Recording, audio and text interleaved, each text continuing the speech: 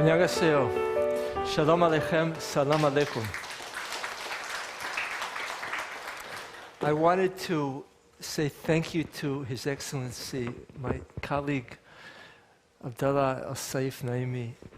You've such a wonderful country. And just last week, I believe in the United Arab Emirates was the largest Jewish wedding since Muhammad founded the faith. And I think it's amazing the message that your country is giving to the whole world. Thank you very much.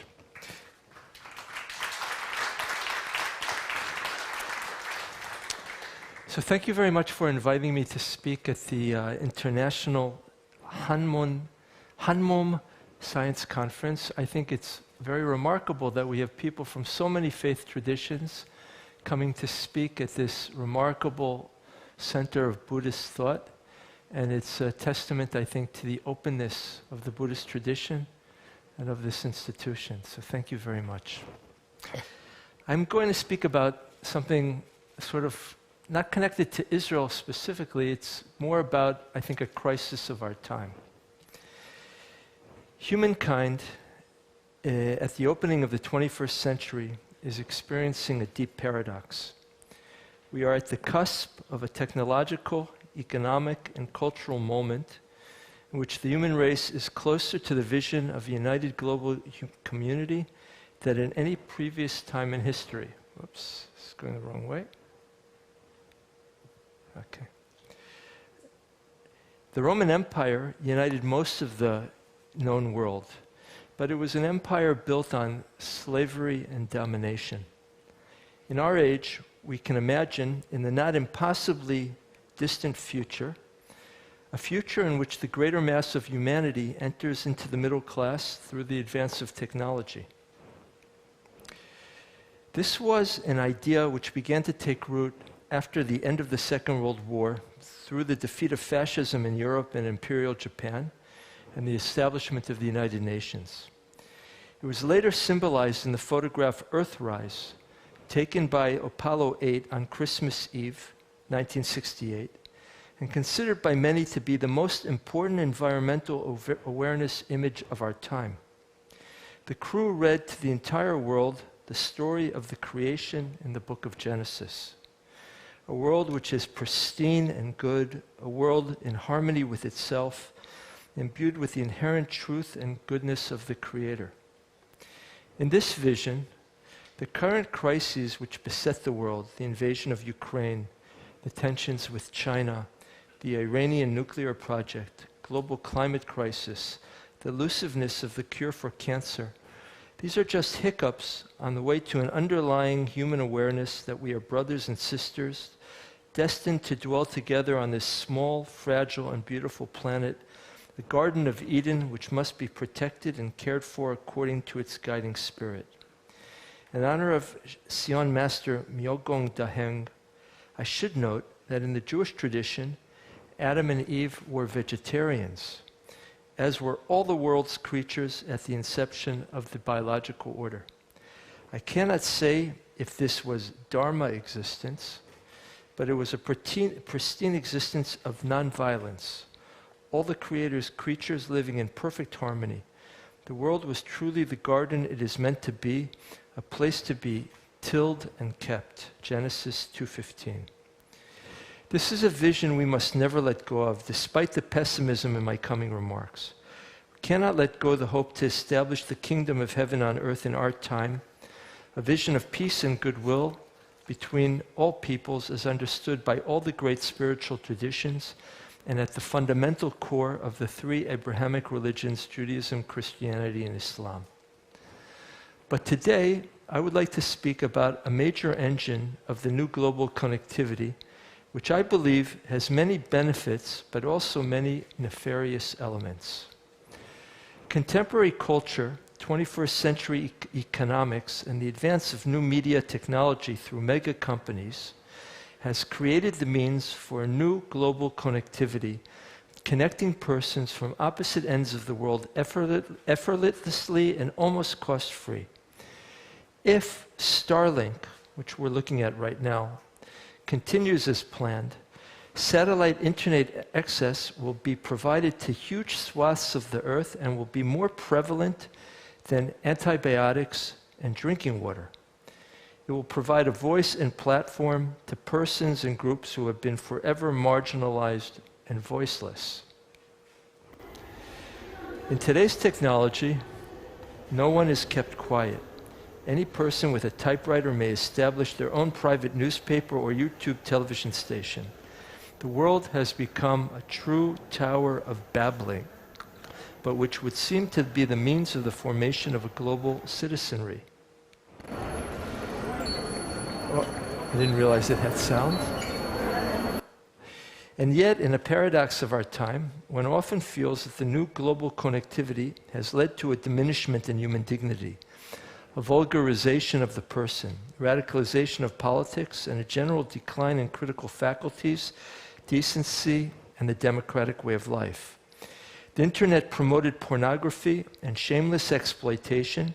Dating and romance became an algorithm. Social media has involved a global return to high school with its bullying and dumbness. The plethora of potential information has caused a decline in critical discourse rather than a deeper insight. People prefer to tunnel and listen to that which they themselves agree rather than to hear a considered contrary opinion. Books have been forgotten, certainly challenging and difficult books. Culture is being leveled to street-level asphalt. We are all guilty of this. We have become addicted to screens. We have become plugged in to the Matrix, to the Borg, to the World Wide Web, and are in danger of losing our sense of person, our ability to reason and argue reasonably, our moral personality. There is even talk by Elon Musk of the creation of a neural chip which will enable us to become superior hybrid creatures through a melding with artificial intelligence. We need to approach all such innovation with the greatest of caution. We need to entertain very great suspicion at any such attempt to breach the cerebral divide, not because we are Luddites, but because we are religious humanists and believe in the majesty of the human mind and the unique essence of the human personality. In scriptural terms, God created Adam in his image, and hence Adam is unique and sovereign, and invested with those rights we deem to be self-evident. By this fundamental intuition, we understand the human personality as the proper arbiter of moral judgment. Our critical faculties can be aided by artificial intelligence, but God forbid we allow ourselves to be subsumed by computer code. In Hebrew, the term for human rights, zechuyot adam, has a double semantic meaning. It means human rights, but it also means rights of Adam, rights possessed by every human by virtue of their being sons and daughters of Adam and Eve, the first humans who were created directly by the Creator and in His image. The intertextual biblical texture of modern Hebrew invests the Israeli human rights doctrine with added levels of commitment and meaning. In Israel, we began to become more acutely aware of the darker capacities of social media during the summer of 2014. The fighting between Israel and Hamas in Operation Protective Edge gave rise to massive anti-Israel demonstrations in Paris, London, and many of the cities of Western Europe. But these quickly devolved into extreme anti-Jewish rioting and attacks on Jewish persons in synagogues. The main agent of this incitement was social media, not only in Arabic, but also in French, Dutch, and German among the disaffected and alienated North African and Turkish youth of the failed suburbs of the European metropolis. Ultimately, this metastasized from a crisis of Jewish security to a general security crisis in Europe and mass acts of terror against the symbols of state. This in turn provoked an extreme right reaction and the emergence and strengthening of political parties hostile to minorities and democratic values and nostalgic for fascist leaders, in some cases, like the Austrian Freedom Party, which actually entered a governing coalition, and AfD, Alternative for Germany, which is a party nostalgic for the Nazi regime itself. The cycle of incitement was fueled by social media. The response of the internet and social media companies was always, hate speech requires more speech, not less speech. Of course, this simply fed the bottom line from the standpoint of business. These gleaming Silicon Valley campus companies of the new connectivity, apostles of progress and the new global humanity, took zero responsibility for the destruction they wrought. How really atrocious that in its first 15 years, the Google search engine, the beacon of progress, the contemporary Star Trek computer, in a search using the term Jew, delivered as its top 3 search suggestions neo-Nazi and Holocaust denial websites. It's fixed now, but it took a long time and quite a bit of coercion, for the search algorithm was sacred like scripture. When we began to speak about this problem in 2014, about a need for a definition of anti-Semitism and other forms of dangerous hate speech, we were ignored by the social media companies and viewed skeptically as free speech opponents. Nowadays, with the deep polarization of politics and the crisis of democracy in the United States, United Kingdom, in Israel, and almost everywhere else, everyone knows that we are in deep crisis. The wide diffusion of knowledge has not stopped the prevalence of state propaganda by authoritarian and totalitarian regimes. The democracies have been internally weakened through the downgrading of debate, an internal divide that begins to seem structural. The screens have taken on an addictive quality which seems to me like a dopamine crisis, not unlike the opiate crisis in which TikTok is the new methamphetamines. The promiscuity of the internet seems to lead to less sex, less childbirth, and a wider sterility. Even the internet's luridness and animal vulgarity has backfired and failed the biological imperative, be fruitful and multiply. Genesis 1:28. I would hope that the challenges of the new media are transitory, and that the disruption we currently feel is a result of just that, a disruptive technology, and like society, after much suffering and disorder, ultimately recovered and incorporated the 19th century Industrial Revolution, inheriting an era of widespread, if still uneven, prosperity, the world will ultimately regain its balance from the digital revolution and be the better for it. I hope so. I pray so. Perhaps it is already beginning to happen. I believe a good example is Wikipedia, where the collective intelligence has created an encyclopedia of unique breadth, dynamism, and access, perhaps in its stretch and scope superior to any encyclopedic endeavor that has ever gone before. In just one small example of regaining balance, secular Jews who do not normally observe Shabbat have begun to understand that maybe Shabbat should become a refuge from the screen and cell phones. It's called digital Shabbat. The Shabbat was a gift of the Jewish people to all humankind. Perhaps it can also help solve the problem of screen time and digital addiction. I'm wondering if the current societal dilemma is entirely new. This paradox of global connectivity versus growing polarization is being played out in our time, but perhaps it preceded humanity, modernity. Perhaps there is a deeper spiritual paradox which we have resolved before in all of our traditions, and maybe it will help us again. How can we defend human dignity and personal moral autonomy in an age of collapsing interior boundaries? Can we learn to defend ourselves from the onslaught of new media by looking back into our faith traditions? Can we draw practical lessons from the religious traditions which understood mystical union as the highest spiritual experience and pursued a vision of world peace, while still maintaining as bedrock the fundamental belief and commitment to man's individuality, personal worth, and creation in the image of God?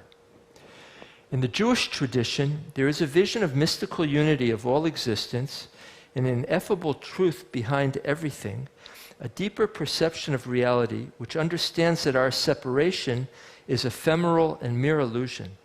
In Kabbalistic and Hasidic thought, we find the idea that man must love his fellow man as himself, Leviticus 19:18, because people are not actually separate and distinct, but are in fact one thing. Self-love and love for the other are in fact one and the same. Tanya, chapter 32. And yet we find that in the valley of Shinar, at the construction of the Tower of Babel in Genesis 11, God was not content to let society work its great project. A tower with its head in heavens, a people of one language, the same words in a single direction, powered by a cutting-edge brick-making technology. Was the Tower of Babel the modern totalitarian state?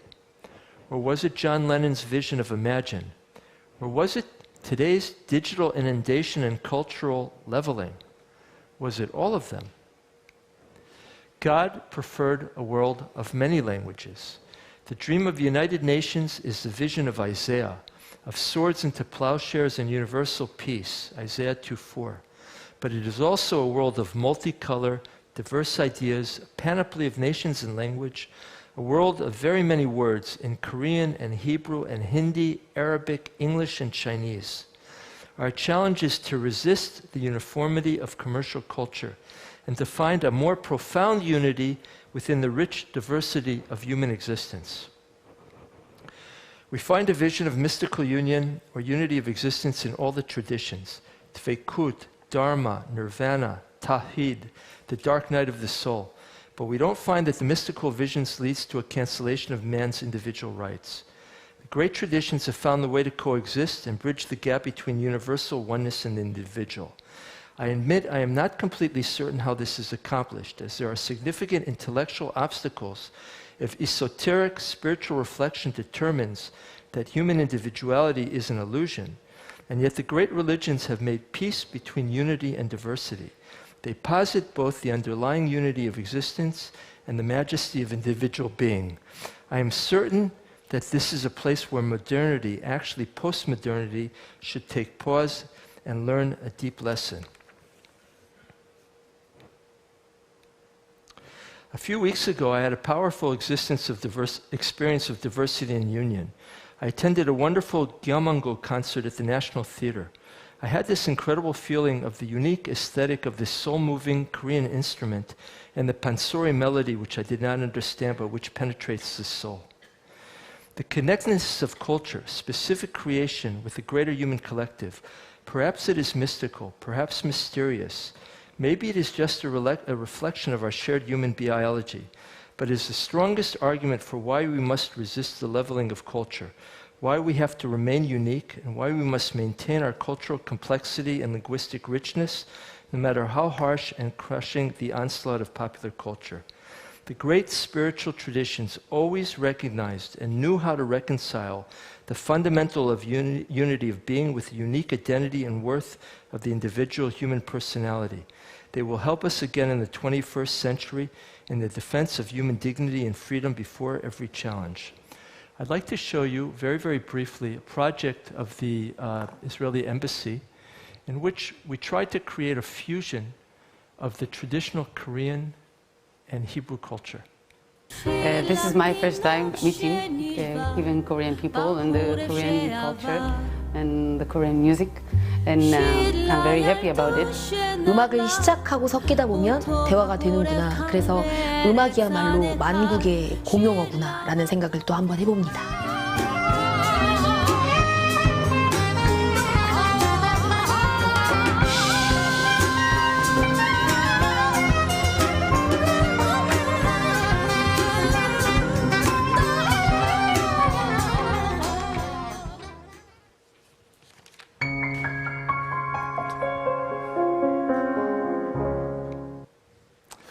So I think this was an example of the uniqueness of culture and the unity of culture. Next week begins the Jewish New Year, which in our tradition is a period of judgment and mercy. And I wish all of you a sweet year, a happy year, much accomplishment, and all success, spiritual, physical, and otherwise. Thank you. 네, 대단히 감사합니다. Thank you very much for that presentation. 질문이 So if there are any questions, we'll take questions at this time. 오늘 그 아키바 토르 So 대사님의 Ambassador 강연 Akiva 내용은 Tor 그야말로 talked about 우리 삶에 in our life what's deeply, well, we're living in the era of connectivity with the internet, and in this modern world, we're losing a bit of humanity. And so we should not be slaves to the computer, to the chips and the grid. So from traditional religion, maybe we can find the answer. That was what was questioned, and I do believe there was a strong message there and a truth behind that. And also, Zen Master Daeheng also said the world where we will lose ourselves to computers might come. She also really warned of these dangers, and we could really relate to that. So it was a very good presentation and insightful, especially the traditional Korean instruments that moved you, and you had that experience. Tonight, actually, we're going to have a reception where we will have a performance such as that, a Korean traditional music performance. So please have excitement about that, please. Okay. 감사합니다. 네. 혹시 플로어에서 So from 질문이 the 있으시면 floor, 한 if 분 there are 정도 any questions, we'll take 시간 one 관계상 question 받도록 from the 하겠습니다. floor because we don't have much time. One question. 네. Yes, in the front, I think. 주지 스님께서 Chuji Snim, 사인을 주셨습니다. 마이크를 좀 준비해 주시죠. can we bring the microphone?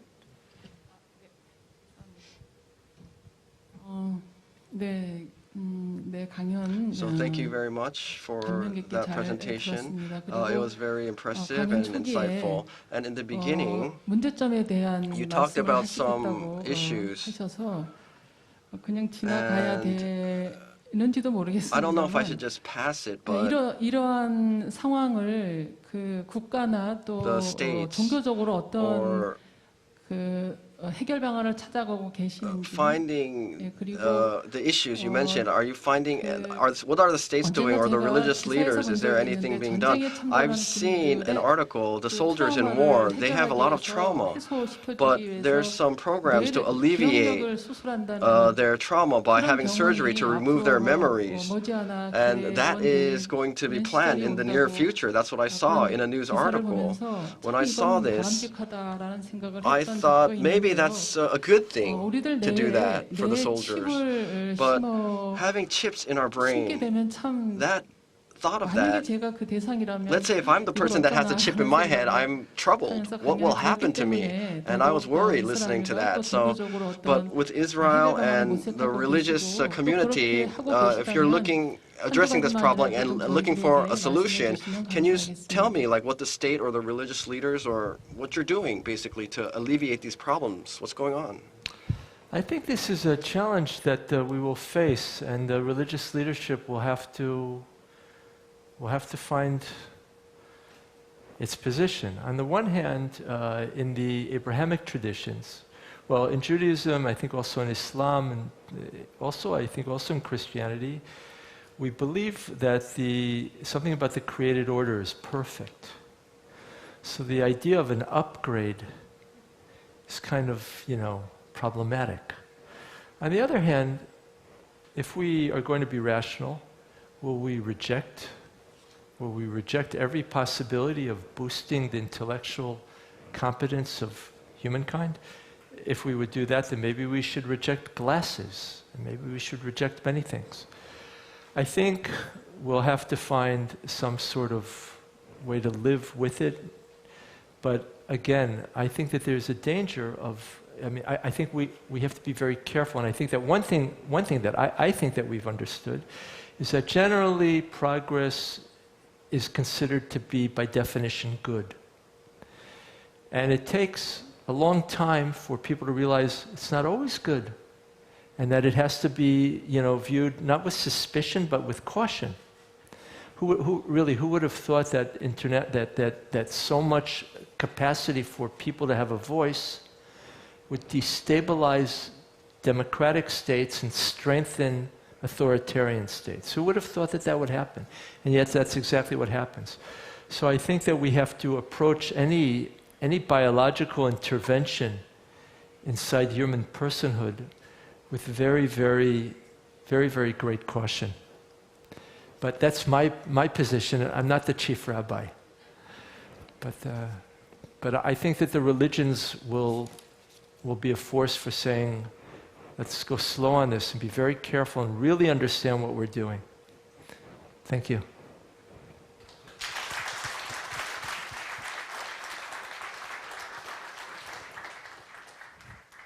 네, 감사합니다. 좋은 답변을 명쾌한 답변을 주신 Thank you very much. I think that was a very nice and great answer for the question that was raised. This will conclude a special speech session. And the two ambassadors to the Republic of Korea, our population exceeds 50 million people, but Arab Emirates and over 10 million in population. So we have learned messages, not only religious messages, but other various messages from two distinguished guests of honor through their special speeches. And these were the session that gave us great wisdom through which we could solve our crisis and the issues we're encountered with presently. And please give a big round of applause to the keynote speaker.